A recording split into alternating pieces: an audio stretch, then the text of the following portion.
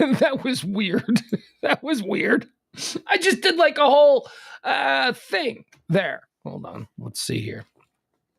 We'll do this. I noticed that we weren't, all right. So I was going to say, because my ego wanted me to lie, I was going to say, I know I hit the go live button, but I didn't. I don't know that I did that. And I obviously did not hit the go live button. That's why you missed the last 2 minutes of me explaining my battle with this fly that's in this room. There is a fly that is stuck in this place, and I have been chasing him since 4 o'clock this afternoon. And sure, the minute I sit down to start doing this, the fly is, where is he? I don't know where he is. I don't know. Anyway, hey, but you know who is here? We'll do it this way. Let's bring him in. Why not? He comes here every Monday through Thursday to co-host with me. I call him the closer. I like to go to the pen. I like to bring him in. He's not even ready. I thought he was ready. Chimed in. I was giving him his big. All right. So here's what you're listening to. Pugs and Parker. I'm Pugs Moran. James Parker will be along shortly. This is the second of 2 streams that I do each and every day here. The first one, high noon, from noon till, 2 or whenever. And then this one, Pillow Talk. High noon is all topics. Current events, headlines, trends, whatever it is that's happening in the world, that's what we do between noon and 2. I like to think of it as a nice little cheat sheet for you, for me, for all of us. So we're not walking around here going, no, I didn't hear about that. Where'd you hear that? I try to give you anything that people are buzzing about. Monday through Friday, noon till whenever. This is a different thing. This is a partnership. We call this Pugs and Parker's Pillow Talk because it ain't just me. It's also, hey, that guy. I like to refer to him as the closer. Let's go to the pen. Huh? Bring me my left-hander. That's who I want. Ladies and gentlemen, coming out of the central field. Central field. Let's just bring James in. Hi, James. I'm so tired. I'm really tired today. Your mic's not on. Your mic's not on. Your mic's still not on. Okay. All right. Let's do it again while he gets ready. Ladies and gentlemen, let's go to the pen. Let's bring him in all the way from Tyler, Texas. I call him the closer. It's James Aloysius Parker.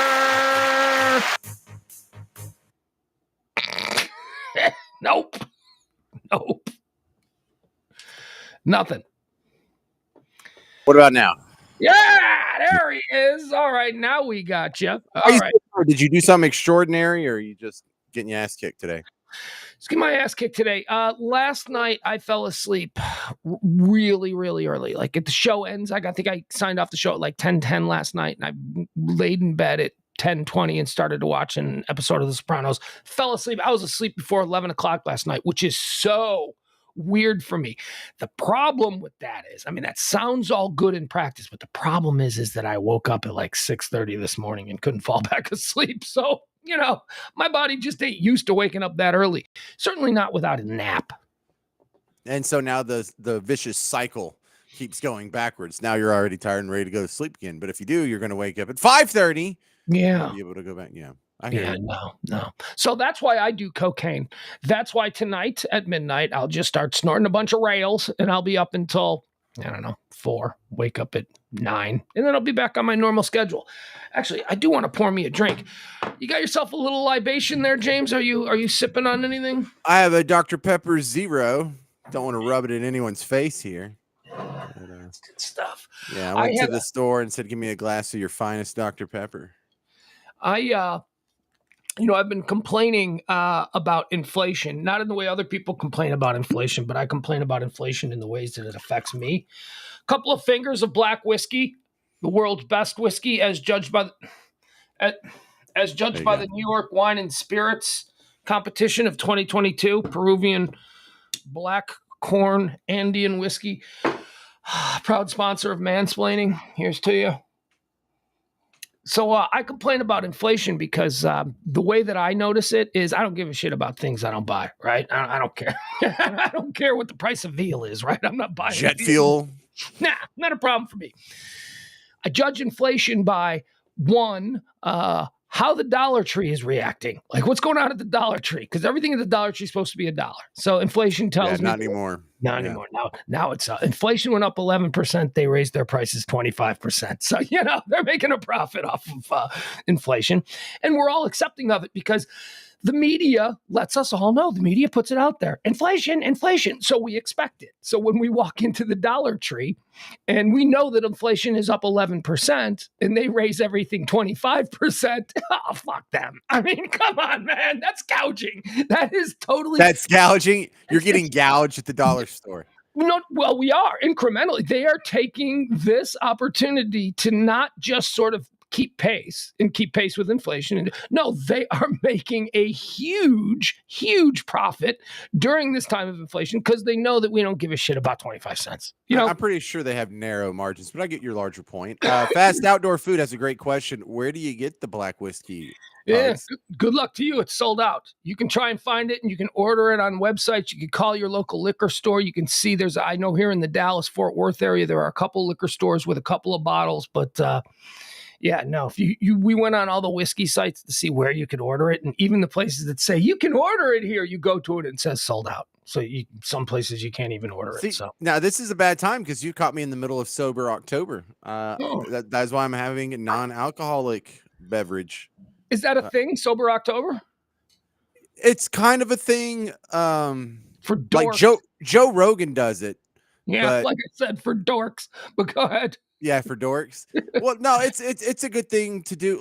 Last year, 2 years ago, me and the wife did it for the first time ever. I used to do a sober month like that, though, kind of just to piss off my friends, because I really don't have an addictive personality. I just like drinking, So when your friends say, Parker, you need to slow it down or you're getting out of control or whatever, it's like I could stop at any time I want. And they're like, oh yeah, I've heard that before. And I'm like, fine, I won't drink for 30 days. And so then like a week into it, your friends are like, hey man, this is the Cowboy game. You want a beer? No.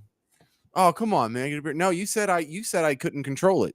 You said I was out of control, and I said I could stop anytime I wanted, and you said no. So I'm proving to you that I remember having this conversation a week ago. Come on, man, it's like the game, or it's Saturday, or it's like Rodney's birthday or something, But so then I didn't do it for a long time, and Joe Rogan does a sober October. Him and some of his workout buddies, they put down the weed, they put down the booze, they put down everything, and it's sort of the same. There's a lot of effects. Number one, that's one of my biggest caloric cheats as far as, empty calories. I eat pretty good. I exercise, not so good. I lift, but I don't really do a whole lot of cardio. My big fault in my whole fitness pursuit is alcohol. Beer, right? That's pretty much it. Well, I've about cut out of beer because one thing you learn about beer is not only is it high in calories, but the yeast makes it very estrogenic. And it's not that I'm really necessarily worried about growing man boobs or, the whole world wants to turn us into chicks as much as it is, that is a hormone, estrogen, that makes you put on weight. It will give you a gut. Dude, if you drink beer regular, like normal, and you've got like that pot belly, you got the the dad bod or whatever, the ET bod, yeah. You eat well, but you do exercise a little, but you're knocking back like 2 cases a week. You're drinking beer, and not even light beer, just like real, because you like real beer. Yeah, if you stop drinking beer for 2 weeks, you're gonna lose like 20 pounds. You're gonna just the stopping of the beer alone. Now, if you're a fat guy who doesn't drink beer, you're shit out of luck. But if you do need to drop you're just pounds, fat. Yeah, like I've had friends do that who like had to be in weddings and shit, and they're like, man, I gotta fit into this tuxedo. I don't want to be fat for these. But they just quit drinking, and they quit drinking for like a couple of weeks, like a month beforehand, and they just poured it out. I mean, their body just that beer really does make you fat. It makes you bloated a little bit. Yeah, it sticks to you too. Mm-hmm. So the other thing that so me and the wife did it for the first time a couple of years ago, and it really wasn't that hard. We started to do it last year, and then our whole life got turned into turmoil. And so we're like, screw this. We'll have to pick it up again next year. I need my crutch. And that's when you all got hooked on heroin. Right. Silly old heroin. So doing it again this year, sober October. And then I check in with Joe Rogan to see how his sober October's going. And he makes me feel like a loser anyway, because this sober October, he's also adding in an extra 500 calories of cardio every day. So yeah, what that works out to is just in the extra cardio he's About doing. 5 miles. About 5 miles of running or stepping. Oh That's my God, 500. every day. And this is on top of his normal workout routine, an extra 500 calories. He said he did the elliptical because that was the fastest, but he's like, it's tough. It's torture after a while. But if you think about it, each pound of fat has what, 3,200 something calories in it? 3,500. 35. So every week he should be burning off an extra pound of just straight up fat. And sure, of course you are if you work that hard at it. Yeah, But he works really hard. He's like a workout dork. He's super healthy, and I mean, not super healthy because he takes a lot of drugs and stuff. But I mean, his body, as far as like maintaining. Well, Pugs, do these drugs have calories in them? Because that's my main apparently concern. Not. Apparently not. His liver looks like a shiitake onion, bro. But I don't know. Yeah. Just, I mean, I that's why I always laugh. When people, Joe Rogan's healthy, I'm like, I've partied with him. He's not healthy. I've seen him do all kinds of drugs. He's strong, and he's a terrific kickboxer. He could beat the living piss out of me. Absolutely, yeah. But his lungs probably smell like that ashtray in your grandma's Buick. Right. Yeah. And yeah, big weed smoker. So, he doesn't have a problem with, taking care of his lungs because he is not concerned about it there. Hallucinogens, big on hallucinogens. And that's it. But is that unhealthy? Are hallucinogens unhealthy? I don't know. Yeah, I don't know. That's a good question. I don't know. They're mushrooms, right? I mean, actually, because they're regular mushrooms, like eating mushrooms, that's just like dead. There's like nothing. There's almost nothing good from a mushroom other than, you have a little bit of protein. They have a little bit of an amino acid profile. Very little, but there's almost nothing. It's like corn, and then mushrooms are like the next useless one. You gotta have. There's got to be some color in it for it to be good. That the color are the vitamins and the minerals. So reds, greens, brightly colored things. Those are much better than just corn. That's like the opposite rule for cocaine. It's the whiter the better. Yes, the more more you're talking pure. about your powder drugs. Yeah, more pure. So the sober October thing, good for you. I don't care. But I drink so little as it is. I have I probably not even trying and not even noticing had a sober March and April and May and June. I remember that. I remember that. Drink. If I'm not going out socializing and having a beer with you, then I'm really not drinking because I don't have stuff here. I do now. I have a bottle of the black whiskey. I had a year ago, somebody gave me a bottle of Jameson and I would sip on that, and then that's gone and I never replaced it. So, whatever. But now, good for you. I need it. I have a lot of kids, and I've been using alcohol as a stress crutch. And while there's been no additional negative consequences to my drinking, it's more than I used to. I have been drinking. I've probably increased my drinking 1,000% in the last 4 weeks, just because I'm doing this different thing and I have to go out and meet with people. And you could get your beer when you drink, you know what I mean? And I got a little buzzed at the Freak 97.1 launch party. I'm not drunk. On Monday. Yeah, not drunk. I haven't been drunk in forever. But when I say I've increased my drinking over the past months by 1,000%, that means that I probably went out with people and had drinks 3 times. Because really, I haven't since the pandemic, man. I haven't done anything. Well, if you want to get turned off from drinking, go to New Orleans to where it's so acceptable it stops being cool. Like they have beer in the fridge at work, and I didn't work at an auto mechanic garage. I worked at a Fortune 500, the largest radio company in America, where you could go to the beer fridge at the iHeartMedia cluster in Dallas. You go up to the 7th floor, whatever it is in Addison. They're not gonna have beer in the fridge, but they do in New Orleans. So, yeah, I mean that's New Orleans' whole brand. People drink at lunch.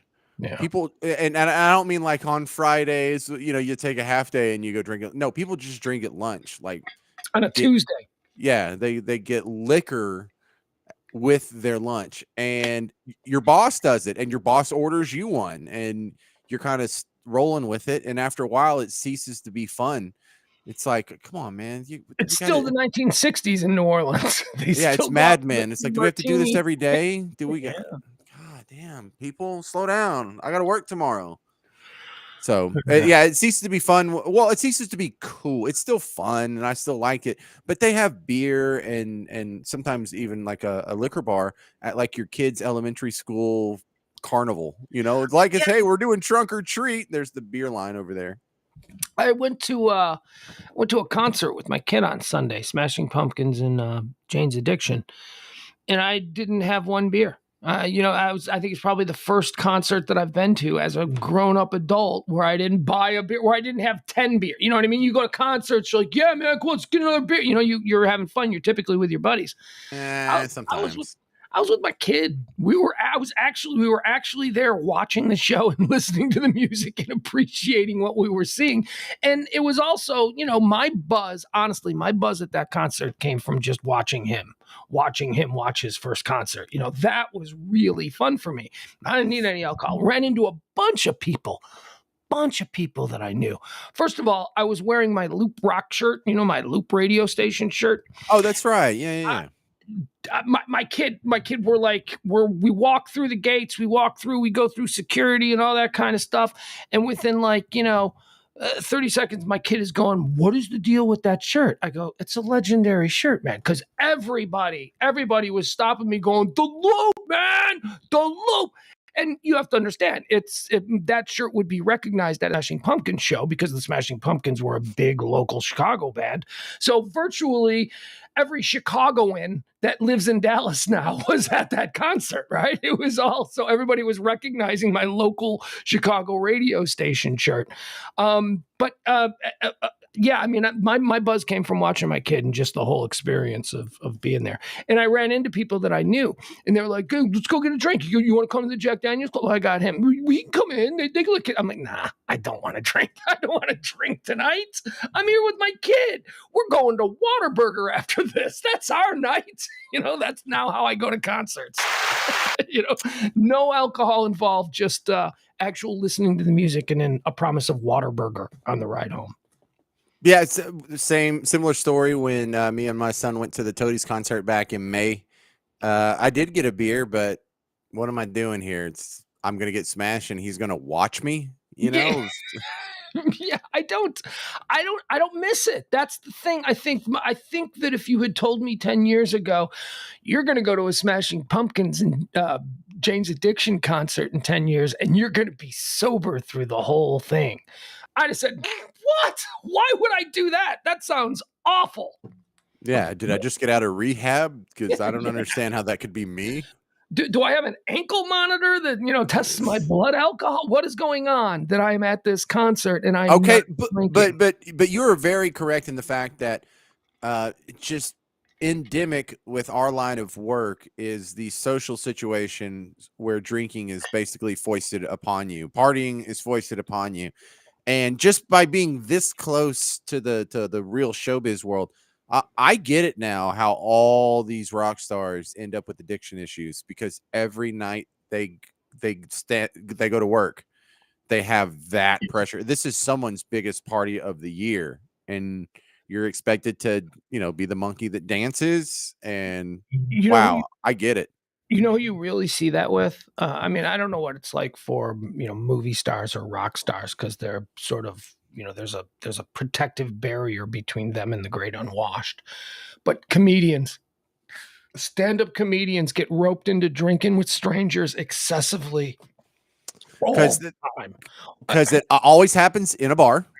They almost never perform at a place that's not selling alcohol. And so when they get done, there's fans there. And what does the fan want to do? They want to buy you a drink. Yeah. And people are like, oh, I can't believe that the comedian is hanging out at the bar.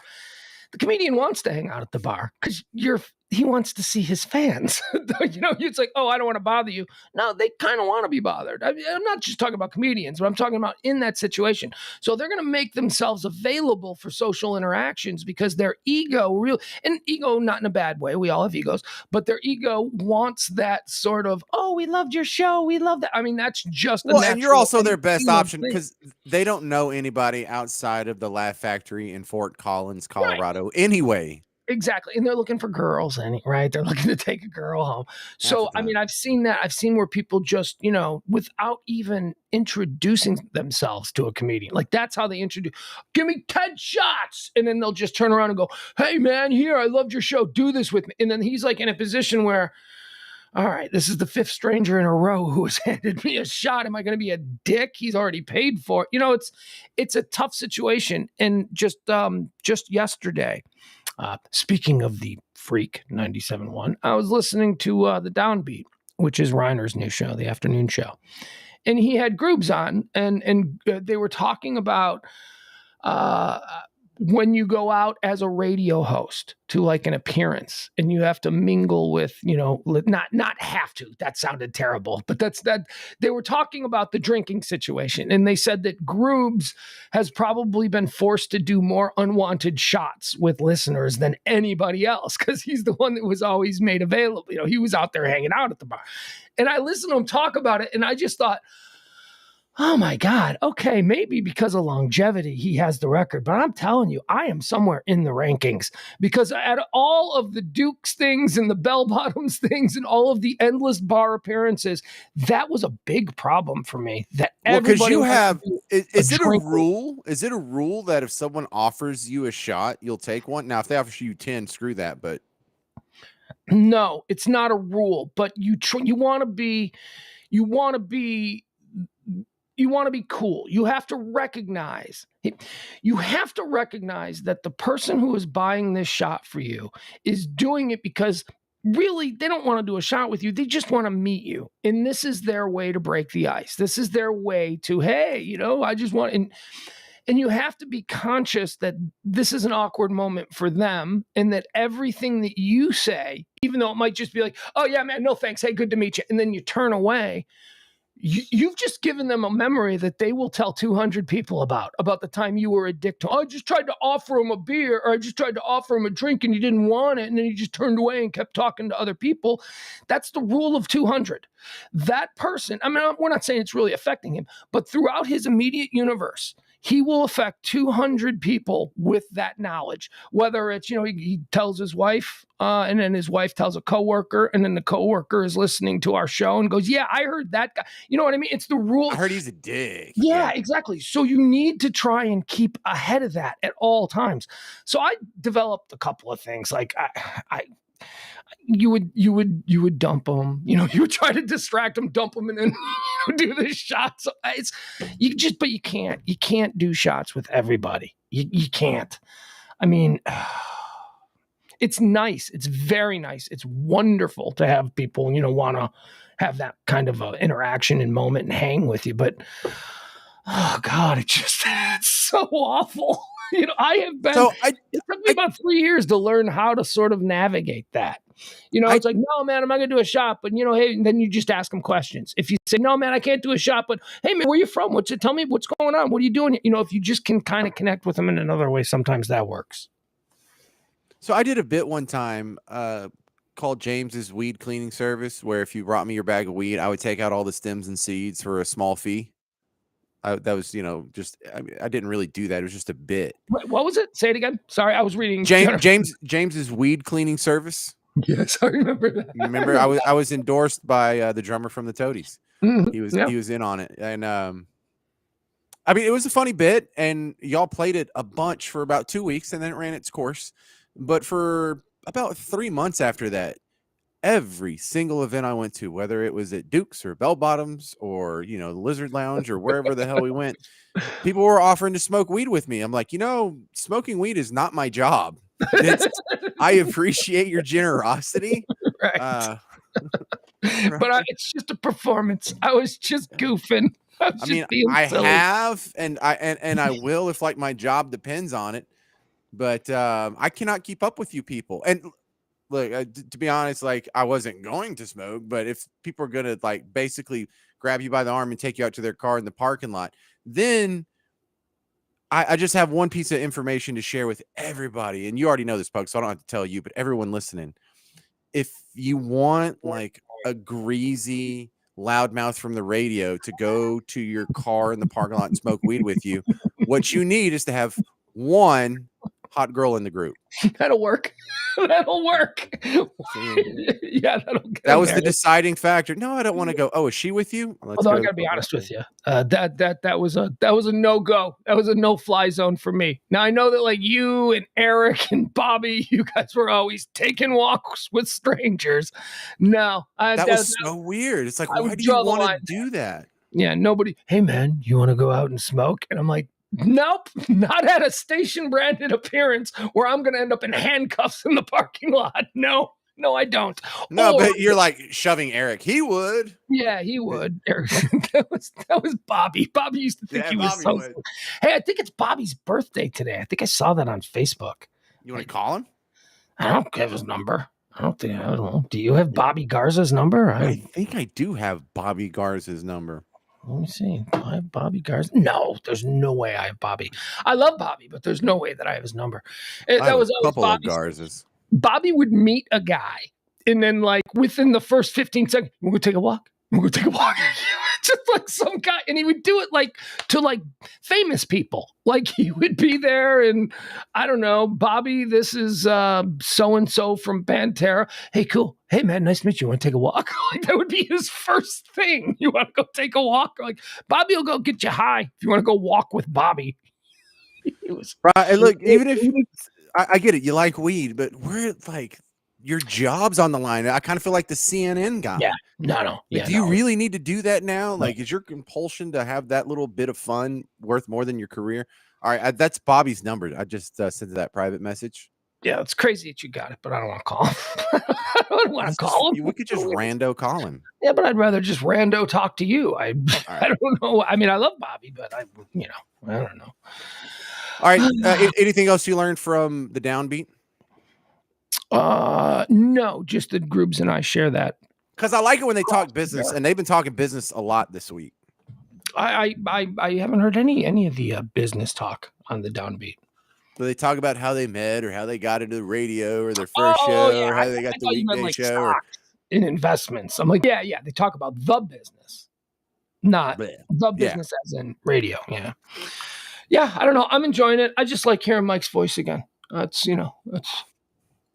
Yep, naturally funny dude. All right, so I was on a show on KPRC this afternoon. It's the Pursuit of Happiness Radio, Ken Webster Jr. But we spent a whole 10 minutes just discussing this one statistic. Okay. And I have not prepped you 1 second on this, so this is good. I just want the people watching to know they're going to get your visceral reaction to this stat, because I still don't. I've had a lot of time to think about it. I've been thinking about this for like 8 hours now, and I don't know if this stat's a little higher than I expected or lower than I expected, because I in my head I can make a good argument either way. But a recent survey said 14% of people surveyed said that they had pleasured themselves while at work, and I don't know if that's not numbers high or low. I can make a good case either way. Okay, off the top, 14%. Is this men or people? Are we just we're including women and just people? Okay, so 14% of human beings have masturbated at work. Yes. I would say that is seems about tough, right, isn't it? Why is this so tough? It is tough. Well, because here's the thing. I think that if you can't control yourself during the work hours, that means you probably have a hyper sex drive, or you're a pervert, or there's something going on there. If you can't not do that at work, there's an issue. Not an issue, but something else is going on. You're different from me. And then I have to think, well, what percentage of the population do I think are perverts? And it comes out to about 14. So I think that kind of makes sense to me. What do you think? Do you think that's high, or do you think that's low? I'd like to hear your reasoning for both. I can make the case either way. So the case that number's high, the case that number's high is, I bet my mom's never done that. You know, I bet you there's You say the there's same about your dad? nope. Yeah, I'm pretty sure my mom has never done that either. Right. I'm pretty sure my sister has never done that. Mhm. Can I say the same about me? No. Yeah. Have you ever masturbated at work? Well, not at a real job, but I've had a lot of not real jobs. What constitutes a not real job? Radio. Okay. Okay. See, I think No, like there were jobs where you would be by yourself for very long stretches of time doing nothing, and you could just overnight go to the bathroom, and no one's around, and it's just a little stress reliever, something to do. I've also been in situations where you get a visitor in your overnight shift, and maybe your visitor has had a few drinks and wants to do something fun with you while you're at work and no one's around.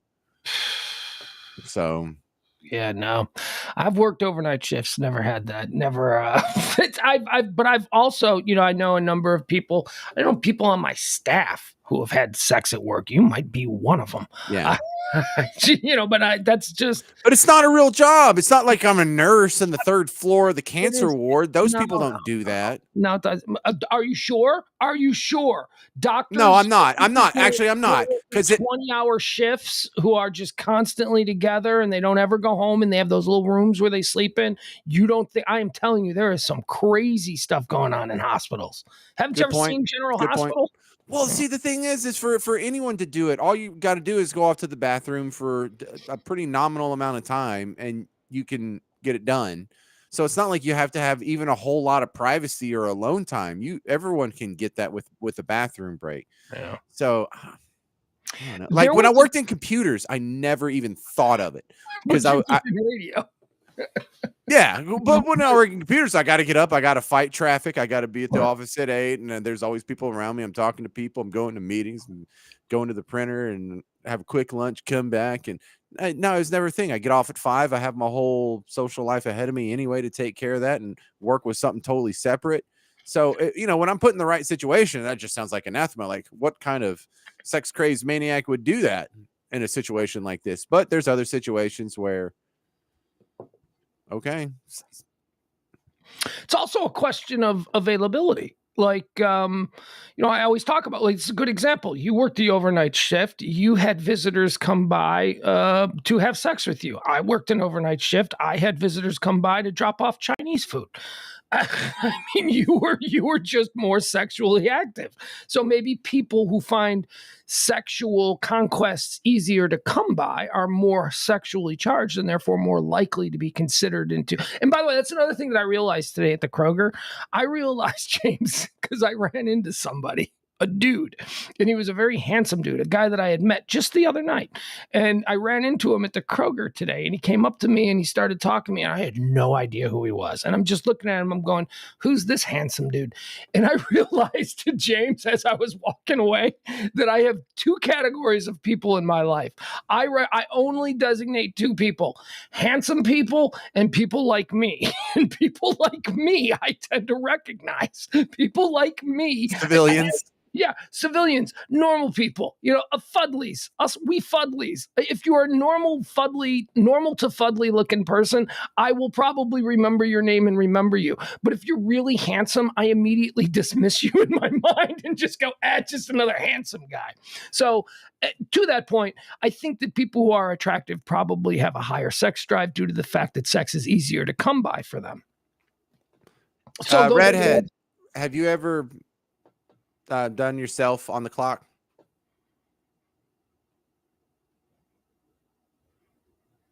That's a yes.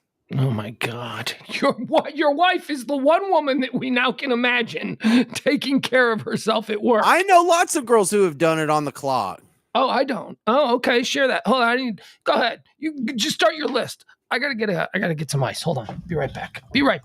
I'm not listing people out. All right. Yeah. Jennifer's right. Show of hands over in the chat room. Have you? Yes or no? And I will be judging you, but it will all be positive, no matter what your answer is. So don't be scared. Frank, I'd like to hear. Jennifer, John, Jeff, other Jeff. I saw Ballard in there earlier, not just Glenn. Of course, Glenn has. Jeff Glenn has. Of course, he has. Al probably has. I'm gonna put a yes on Al, and I'm pretty sure Hernandez over here. Jeff's a yes. See, this is where it gets interesting. Is fast outdoor food there? I'd be interested to know their answer. Fast outdoor food.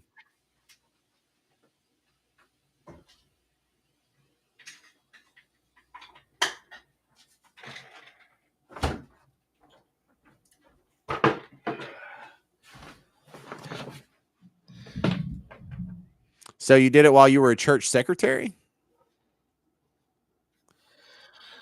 All right. All right. So Jeff admits to doing it. John admits to doing it at work. And I think Jennifer sort of admitted to doing it at work, but she was a church secretary when she did it. So that's extra nice, dirty. Naughty. Yeah. Sinner. So based on that quick little run through, bunch of pervs, bunch of twisted people, bunch of broken souls. Maybe that's not perverted. Maybe that's normal. I don't know. Okay. But it seems like just based on the quick run through the chat room, 14% might be low. That number might be low if we're, looking at it that way. I am so thirsty today. I'm always interested in those statistics because to me, the question really is 14% of people admit to doing that at work. Yeah, that is the trick there. There's a lot of dishonest people. There's a lot of people who, are not comfortable with who they truly are and would never admit to such a thing. So I would add a good 10 to the 14 because people are lying, So Jeff used to drive a semi and yank behind the wheel. You're an insurance nightmare, Jeff. That is, yeah. It's not good. I wonder if the progressive snapshot meter picked that one up. What was it? Hesh told Tony, or who was it in The Sopranos? I think it was Christopher, that the large majority of single car accidents are caused by men climaxing. Remember when Tony and Adriana got into their accident and they said that it was because Adriana was blowing Tony? And then the rumor mill got started and it ended up with Hesh going, the vast majority of single car accidents are caused by men climaxing. So, yeah, right there, so Jeff. Stupid. You are an insurance problem. So you want to do the Sopranos draft? No, actually. Well, we can, but a couple other things that I thought we could go through today. We're a little bit out of time. The Sopranos draft should be a full show. We should just do a full-on Sopranos show. That's not an hour's worth of content. No one cares. I think it is. Well, that's the thing. It would be the special one. I bet you would get more hits on YouTube than anything else if we just title the show Pugs Parker Sopranos draft. I mean, we're trying to get hits. We're doing this, anyway. If you're prepared, we can do it. I don't care, but we've got no. The way we'll hold off on it. What else do you want to do? We got Judy Tenuta died tonight. Judy Tenuta was did you even know who Judy Tenuta is? Not ringing any bells. You don't know who Judy Tenuta is? Oh my God. Well, here, I guess I got to pull her up. Judy Tenuta was a comedian. She was a female comedian. I didn't particularly find her funny, but she was beloved. People really liked her. Well, people liked her. She was here. Let me see if we can pull up some pictures of her. She was like I don't know how to explain her, but none of these pictures look like her. Okay, so I'm going to show you these pictures of her. We'll scroll through. Tell me if you recognize her in any of these pictures, because this is not what she looked like. This is not what she looked like. I know, like you saw her, you'd go, "Oh, I know." But this is not. You would not recognize. Do you recognize her at all? This woman, Emma Stone. Right? Okay, yeah. So that's not when Judy Tenuta was one of the biggest female comedians of the 80s and 90s. That is not what she looked like. See, these are more pictures. Let me see if I can get a picture of her. She played an accordion. She was very weird. Oh, that's all you had to say. I remember the accordion lady would talk like that sometimes. Yeah, exactly. That's how she talked. Hi, pigs. Like that's how she would start her shows. So let's see if we can get. Okay. Yeah. There you go. That might be more like how she looked in the 80s. She was kind of Yes. like that. But I'll tell you something I never noticed before tonight, looking through all these pictures and watching YouTube clips of her do her stand-up comedy from the 80s. She was kind of hot. She was kind of hot, and I never noticed it. I never look at this woman right here is like 60 years old. Look at her. Like she looks pretty good, right? Very much so. And she Look looked at good back then. See, but I never noticed it. I mean, I used to just watch her and I'd roll my eyes and I'd go, "Oh God, this comedian. Oh, I don't like. Oh shit." And then she would make me laugh. I've been juggling around this sort of comedic theorem in my head that it's more difficult to be funny if you're attractive, boys or girls. And so that's one of the big reasons there's an absolute dearth of female comics at the top of the game, is because they're just too pretty, and pretty people are not funny, or they're not as funny as ugly people. Because Melissa McCarthy or A.D. Bryant, all they have to do is go out there and make a joke about how horny they are, and everyone laughs like, sex with her, that's hilarious. But if this lady went out and made that joke, you'd be like, oh, she needs to have sex. Okay, no one would laugh. I would submit to you that currently the top female comedians are all very hot. the biggest. There was a period of time with female comedians where they were all sort of sexually androgynous, or just straight up, obviously not playing for the heterosexual team. You know what I mean? Well, no, look, see, I'm glad you're bringing up Whitney Cummings, because for me, when women tried to break out of that stereotype, like Joan Rivers did it and did it well, but there was a rash that was sort of like that Chelsea Handler, Amy Schumer attempt, which was still funny, but it was like, I am such a whore and I sure do drink a lot and have a lot of diseases. Isn't that funny? What a big whore I am. And that's cool because that's something that men can't do.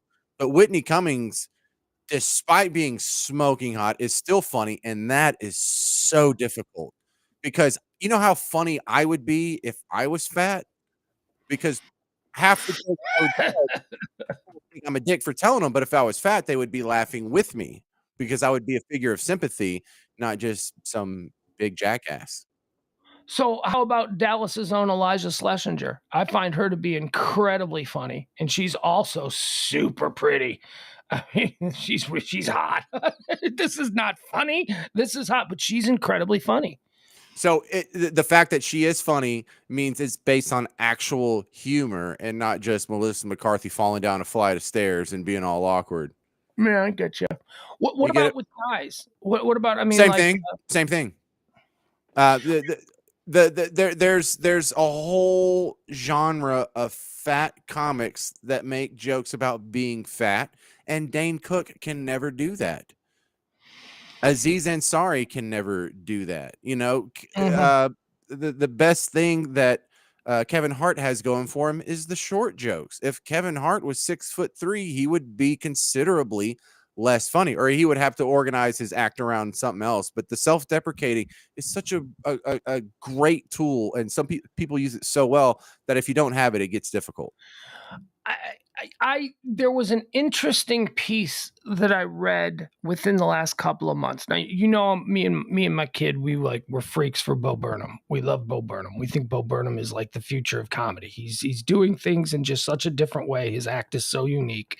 It's not standing up and going, "Hey, so how about them airport?" That's not what he's doing. He's doing like a completely different thing. I read a piece where he was talking about how he really just wants to do what he's doing, and because of his success, his like super skyrocketing success, he feels that he's being pulled into doing things he doesn't want to do. They're trying to make him a leading man. They're trying to take him off the comedy stages, and because he's young, he's attractive, girls find him super hot, like boy band hot, like, Justin Bieber type hot. And he was talking about how it's difficult. He doesn't want to do that because if he suddenly becomes George Clooney or Brad Pitt, they put him in movies, then he'll never be able to do comedy again because it's like he's saying that, okay, sure, maybe you think I'm attractive, but when I look in the mirror, I just see an awkward comedian, and I would like to stay with that vibe. I would like to stay with me being insecure about how I am. And even though people are trying to make him something else because he is attractive, and he probably does have a solid degree of self-loathing, because if I was him and I looked in the mirror, I'd be like, ooh, let's go get some girls.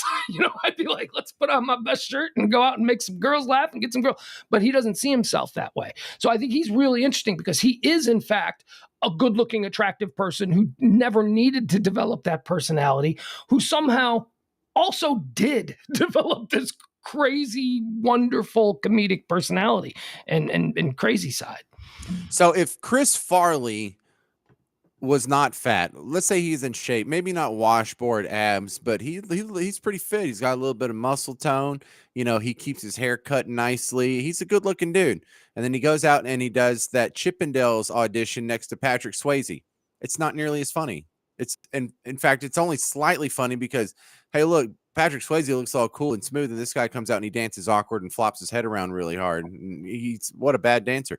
But it's 10 times funnier because on top of that, you have the visual element and just the whole idea that it's absurd that he would even consider himself in the running for a Chippendales dance off, audition. Yeah. Like, why would a guy like that even show up to a Chippendales audition? So there are whole avenues of comedy that are open to people who are fat / unattractive that attractive people don't have.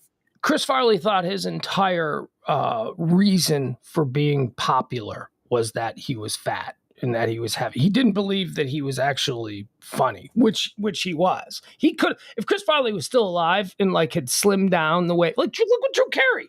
Drew Carey had said the same thing, that he was afraid that he would lose his career if he got in shape. Drew Carey looks great. Drew Carey has lost 100 pounds. He looks great. You know what I mean? And he's still special.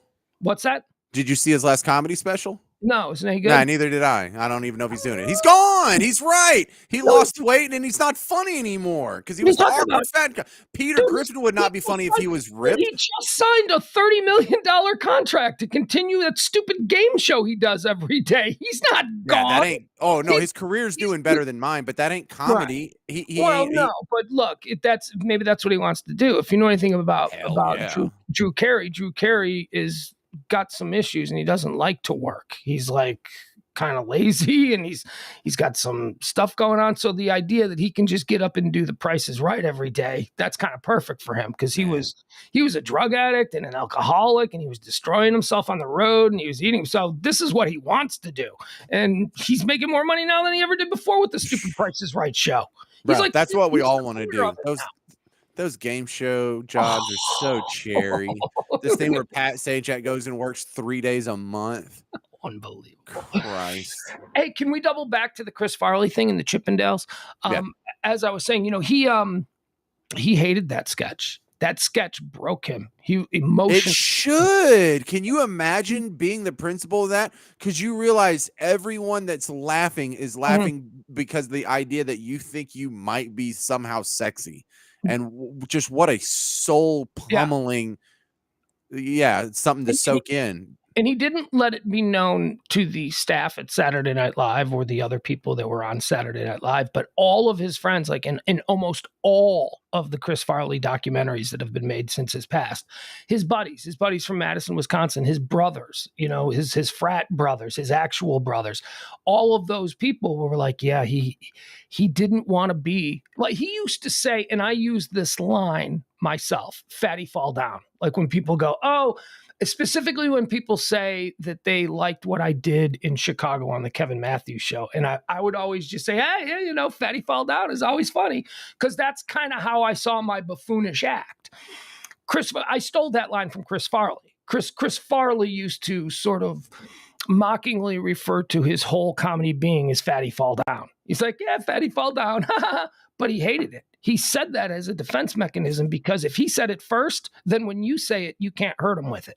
Because he said it first. You know what I mean? And Lude, when that comes out of his mouth, that hurts him to say it. But look, the point is, if David Spade had crushed that coffee table in the motivational speaker skit, it's not as funny if Chris Farley does it. And look, there's parts of physical comedy that you're just funnier if you're fat and or ugly.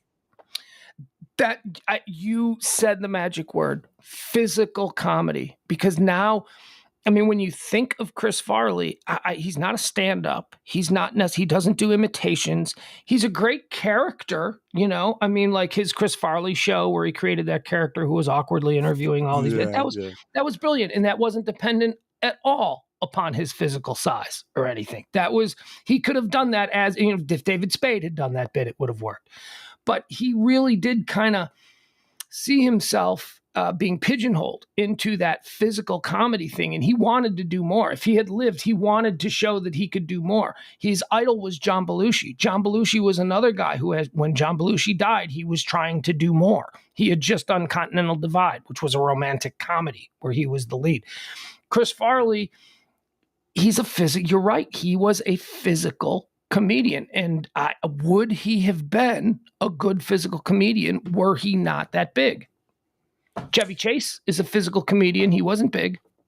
Okay, so when David Spade gets a haircut and doesn't have kind of the creeper facial hair going, and his hair's brushed, and let's see how I have like dippity do in my hair, and it looks all brushed, yeah. And he's wearing a nice clothes. Is he funnier like that, or when he looks like Joe Dirt and he has the dumb mullet and the Def Leppard sleeveless T-shirt, maybe some wayward facial hair, goatee of some sort? So yeah, the uglying yourself up for comedy is a classic use. But David Spade, and maybe you're too young. Maybe this is our little disconnect here in our slight age difference. David Spade, when he was a 21, 22-year-old stand-up comic, was very funny. And his whole bit was that he was all shucks. He was he looked very non-threatening, like a little boy, and he was very acerbic and very, very, very mean. And that's sort of his thing. So I might push back on you and say that I think David Spade was funniest when he was cast on Saturday Night Live, when he was one of the hottest stand-up comedians in America. And they went, you know, that was also getting into our Saturday Night Live history. That was the class of Saturday Night Live where they made a hard right turn away from sketch performers. They had almost always drawn from the Groundlings and Second City and Upright Citizens Brigade in New York. And in more recent years, they had always gone with sketch players because it was a sketch show. And in that season, they just got a whole bunch of stand-ups. They went, no sketch players. Let's get Chris Rock. Let's get David Spade. Let's get, trying to think of who else they had. But then they brought in all of these, and David Spade was one of them. Yeah, it was like Adam Sandler and Mike Myers. And Adam Sandler was primarily a stand-up early in his career, which is weird because people don't remember him as a stand-up. You know, What do you think of the new cast? I didn't see the episode Saturday. Haven't seen it yet. That might be something I'll watch tonight. Have you broken your streak? Is this the longest you've gone without seeing a Saturday Night Live? No. My streak is here's my streak. I have seen every episode of Saturday Night Live ever produced. I haven't seen every episode produced on the night it aired, but I've always videotaped it and watched it. My rule is I have to watch Saturday's new episode before I watch the next one. And my streak is still, I have to watch them in order, right? So I don't even have to watch it before Saturday. I just can't watch Saturday's episode before I've watched the first one. Did you see the first one? How was it? I didn't. I was occupied, and I was thinking about going back and watching it online. I actually have a Hulu. It's on Hulu. Just pull it up on Hulu. Cool. I do nbc.com/SNL. Oh, and you can watch the whole thing there? Mm-hmm. They started putting the whole episodes up. All right, there you go. That's good because Broadway Video, which is Lorne Michaels' production company, they were for years in the early days of YouTube complete assholes about allowing their content to be on YouTube. And now they're all in. Now they are all in. That was really stupid because they were one of the first viral videos. Lazy Sunday was like the first time people saw a Saturday Night Live sketch off of Saturday Night Live more than they ever saw it on TV by like 1,000%. And it was not too far after that, they started clamping down on it to where you couldn't even post clips or anything. I'm just like, man, you guys are just missing out on all kinds of free promotion because how else are you going to get new people to find a TV show? It's because Lorne Michaels is an arrogant 90-year-old man who just thought, this is, I mean, you're right. That was so stupid of them. And I bet you guys like Andy Samberg, and all these people who understood viral content and viral marketing, I bet they were like, Lauren doesn't know what he's doing. Lauren has got to keep, the only way that show will survive and thrive is if people are discovering it, especially young people on YouTube. Otherwise, what do you want? You just want a bunch of boomers watching your stupid show? No, you got to keep getting younger, and you can only do that with YouTube. So we're up to hundreds of millions of people have watched James Corden's celebrity car karaoke on YouTube, on social media. Hundreds of millions. Yeah, the actual show gets like less than 300,000 viewers. Yeah. And so not even 1 million people will see it on the actual show itself. And it's really just the fount for the social media gold that is those viral videos. I still enjoy when people think that, like, Jimmy Fallon and Jimmy Kimmel are like bigger stars than YouTube kids with 10 million subscribers. I'm like, they're not bigger stars. They do about 1 million a night. And this dude gets 3 million per video that he puts up every couple of days. More people are watching these, and I call them, like, I complain about Dancing with the Stars or The Masked Singer and all these shows, the stars. And then you don't know who they are because it's some Instagram person. It's like, well, they're not a star to me, but, they have more viewers. They have more eyes on them than people who you think are stars. But you think 60 Minutes, the guy who hosts 60 Minutes, is a star? There's a girl who puts on makeup on Instagram who gets 10 times that audience. She's a star. Not, you know what I mean? But it's just an old way of thinking about it. There are no rules anymore. Yeah, so where's my 15 minutes, man? I need to have my little flash in the pan at some point. Can we get that going? Oh, and listen to the Florida Stories podcast. I'm up to like episode 113 or something. So there you go. And you can find the Florida Stories podcast anywhere. Also, where can people hear you if they want to listen tomorrow? You're filling in all week, aren't you? No. Oh. I just did an hour with a buddy in Houston, so today. All right, James. We had stuff we left on the table. There he goes. He's gone. He's got this Harry Styles stuff I wanted to get into. Biden's letting weed heads out of prison. Had another scary concussion incident tonight on Thursday Night Football with Nyheim Hines, running back for the Colts. Whoo, he got his bell rung. And then he tried to pop right back up and run back to the huddle like, hey, no big deal, no big deal. And then his legs said, hey, we're not connected to the brain anymore. So we're just going to, it was pretty scary. So another one of those incidents. We're going to see those a lot now. I mean, we've always seen them. It's just that we seem to be more cued into them. Las Vegas, we didn't talk about that. The incident in Las Vegas, that's okay. All of these things will still be trending in the morning. We'll get to them. If you want to tune in, high noon tomorrow at noon, 12 Central. We'll go through all the day's hot topics, current events, trends, anything that's happening in the world. I'll give it to you tomorrow at noon, every Monday through Friday. High noon with me, Pugs Moran. Oh, I gotta put this up.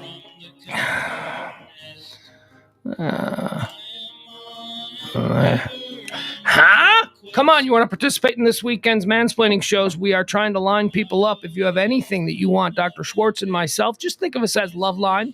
If you've got anything that you want us to discuss, tear apart, problems you need us to solve, we're looking for content in the early goings of the new mansplaining show. Mansplaining every Saturday and Sunday, 97.1 The Freak, 9 to 11 p.m.